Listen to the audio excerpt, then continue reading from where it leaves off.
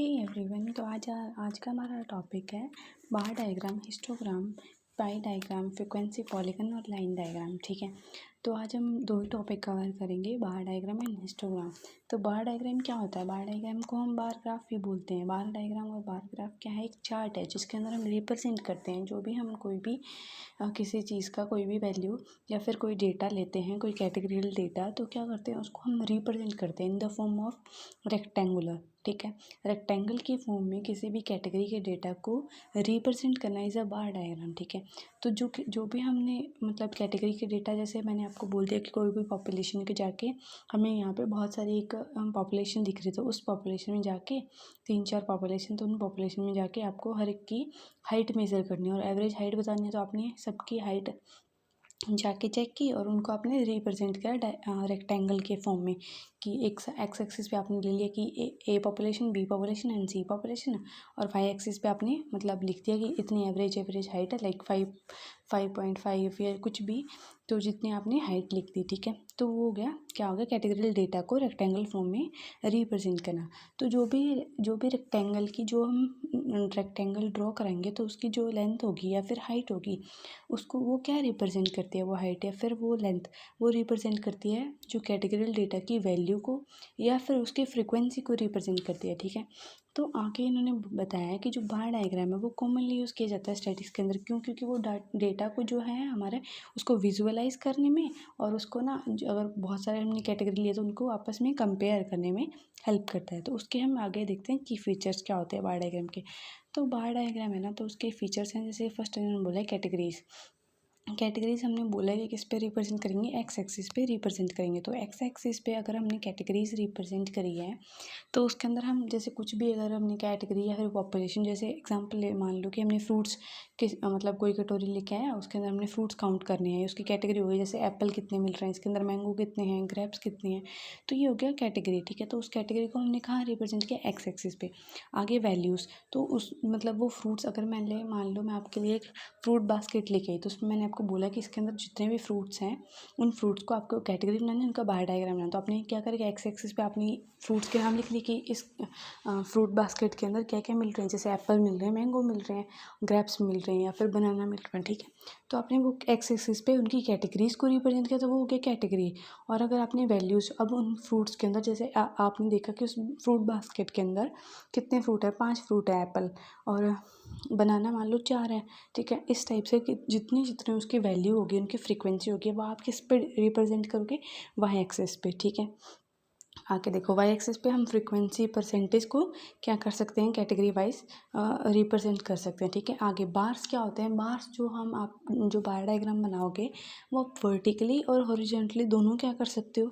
बना सकते हो। ठीक है, अगर आपने वर्टिकली बनाया है तो आप वर्टिकली बना सकते हो, हॉरिजॉन्टली भी बना सकते हो। ठीक है, अब स्पेसिंग, एक चीज़ हमें ध्यान रखनी है, जो हिस्टोग्राम है और बार डायग्राम, उनके अंदर एक कॉमन चीज़ ये होती है कि दोनों को जो डेटा है, जो कैटेगरियल डेटा है, वो हमेशा ही क्या होगा कि रेक्टेंगल की फॉर्म में क्या होगा? रिप्रेजेंट किया जाएगा। बट बार डायग्राम के अंदर जो हमने डेटा लिया है, जो रेक्टेंगल बनाए हैं हमने डेटा के, उनके बीच में स्पेस होगा। ठीक है, मैं आगे आपको डायग्राम दिखाऊंगी, तो उसके अंदर उनके अंदर क्या होगा? स्पेस हो गया उनके बीच में। ठीक है, तो bar are separated from each other to indicate there is a discrete categories. इनका मतलब ये बताता है कि जो स्पेस क्यों होगा, क्योंकि वो डिस्क्रीट कैटेगरीज को रिप्रेजेंट करे। जैसे आपने एप्पल और मैंगो डिफरेंट है, तो आपने इसलिए उसके बीच में स्पेस छोड़ा है। अगर मैं आपको बोल दूं कि आपको एज किसी की मतलब काउंट करनी है कोई पॉपुलेशन की, तो आपने 0 to 10 काउंट किया, तो वो क्या हो गया? कंटिन्यूस सीरीज होगी। बट जब हम कोई स्पेसिफिक एक सिंगल चीज़ का ले रहे हैं, जैसे 1 2 3, आपस में तीनों अलग अलग हैं, तो उसी टाइप से क्या होगी? ये स्पेसिंग इनके बीच में छोड़ी जाती है, क्योंकि ये डिस्क्रीट कैटेगरी को हम क्या कर रहे हैं? रिप्रेजेंट कर रहे हैं। ठीक है, तो ये चीज़ याद रखने लायक है। आगे uses of bar diagram, bar diagram के यूजेस क्या है? देखो, एक तो हमारी कैटेगरी है, उसको क्या करने में, उसको कंपेयर करने में हेल्प करता है। विजुअलाइजिंग सर्वे रिजल्ट्स, मतलब कि जैसे हमने कोई सर्वे किया है कि अगर आपको कोई मिनिस्टर या फिर आप कुछ भी लग जाओ, आपको ये बोलते हैं कि आपको सर्वे करके आना है, इसके अंदर कितनी मतलब कोई पॉपुलेशन के अंदर गरीबी कितनी है, मिडिल क्लास लोग कितने हैं, तो आपने जो भी सर्वे किया है उसको क्या करने में, एक अच्छे ऑर्गेनाइज वे में उसको विजुअलाइज करने में हमारी हेल्प करता है। ठीक है, शोइंग फ्रीक्वेंसी डिस्ट्रीब्यूशन, मतलब कि आपने कुछ भी कुछ भी काम किया है तो उसकी फ्रीक्वेंसी को क्या करने में, उसकी फ्रीक्वेंसी डिस्ट्रीब्यूशन को बताने में कि आपने जैसे उसकी फ्रीक्वेंसी कितनी आ रही है कोई चीज़ की, ठीक है, रेंज कितनी है, तो ये सब करने में भी हेल्प करता है।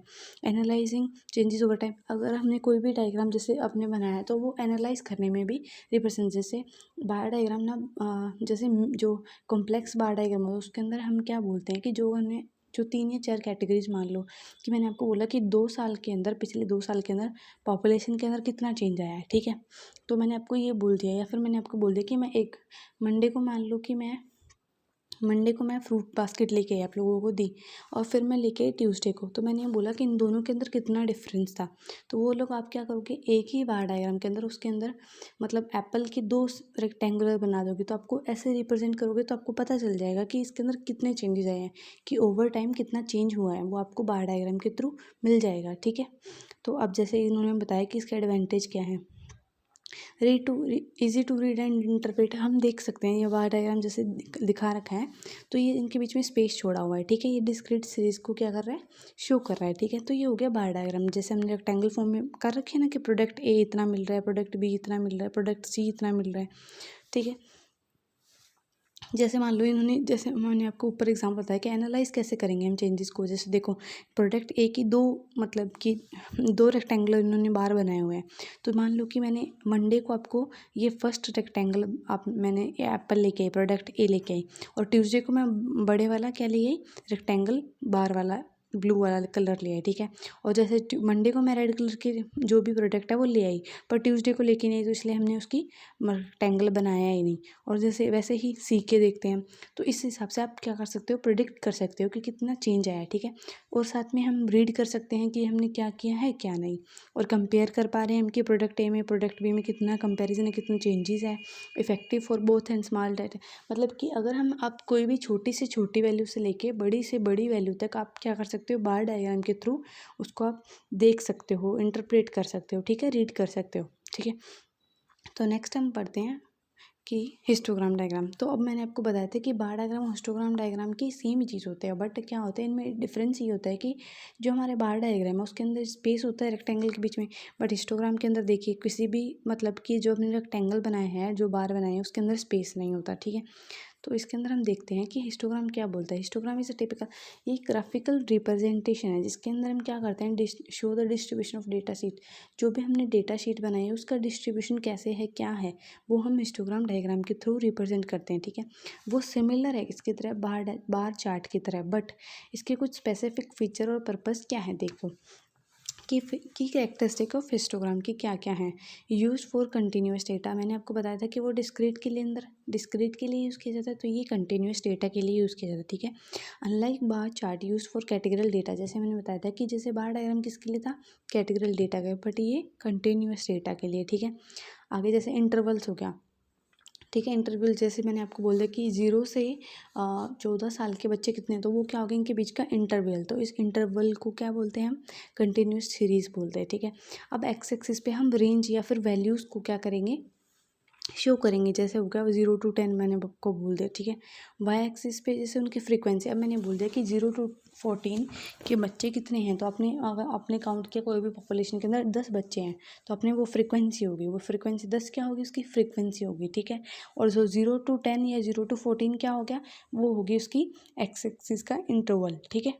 तो नाउ जो बार है, जो बार टच ईच अदर, इसने बोला है कि जो हिस्टोग्राम के जो बार्स है, रेक्टेंगुलर बार्स है, वो आपस में एक दूसरे को टच करेंगे, ठीक है, क्योंकि ये कंटिन्यूस सीरीज है, 0 to 10, 10 to 20 बोल दिया मैंने आगे, तो वो क्या हो रहा है कि कंटिन्यूस सीरीज हो रही है, तो इसलिए आपस में क्या करेंगे, इनके बीच में कोई भी गैप नहीं होगा, ये आपस में टच करेंगे, ठीक है। इनके पर्पस क्या है, टू विजुअलाइज डिस्ट्रीब्यूशन, कि डेटा कैसे डिस्ट्रीब्यूट है, ये इसका पर्पस है, वो हमें बताता है, और समराइज डेटा शीट क्विकली, और जो भी हमने डेटा शीट लिया है उसको समराइज करने में हमें साफ साफ पता चल जाता है, ठीक है।